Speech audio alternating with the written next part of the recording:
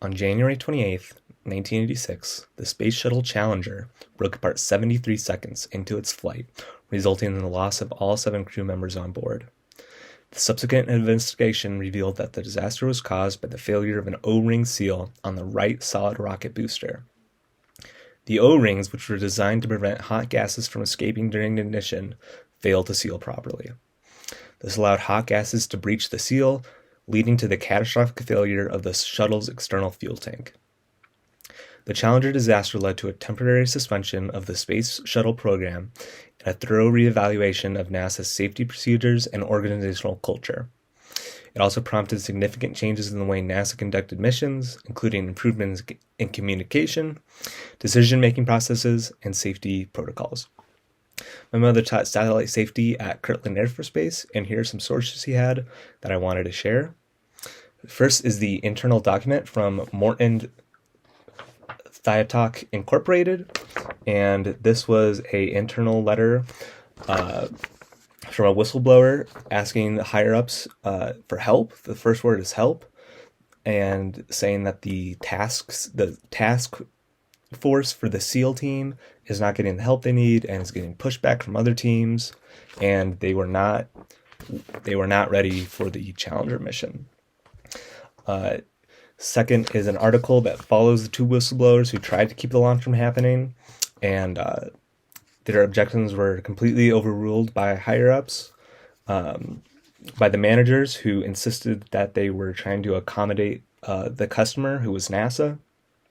And that night, a top official sent a telefax to Florida justifying the launching, and at 10:38 the next day, the Challenger lifted off and soon crashed. Second is following those 2 whistleblowers again, who were eventually given their jobs back after investigations. Here is a internal document about how there was no real safety teams at NASA, or that they weren't properly reviewing any of the safety concerns or issues that were brought up. They were just kind of ignored by everybody. And that was found out after committee hearings. Here is an executive summary for the rules and safety after the Challenger mission. So after that, NASA decided to really step up their safety game, and here are the safety protocols that they put in place. Avoid loss of life, injury, or personnel damage and property loss. Instill a safety awareness in all NASA employees and contractors.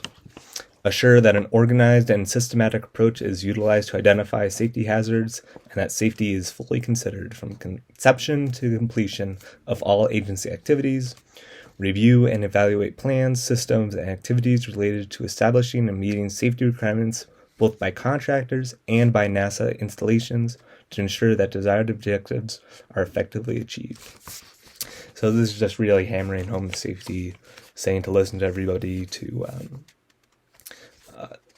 make sure with everybody that safety is the top priority.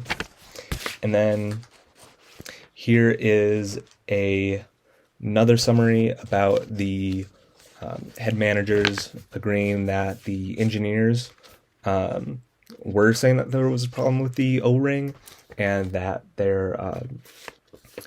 that they were not listening to the engineers, even though they knew more about O-rings than they did.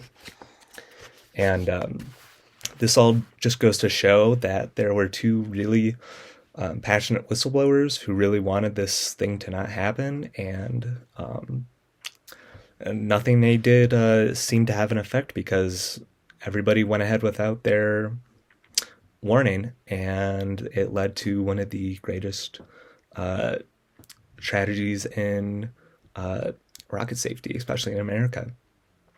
And this really speaks to me, because I always want to try to do the right thing, and it's important that doing the right thing actually goes somewhere and somebody actually does something with that information. And it's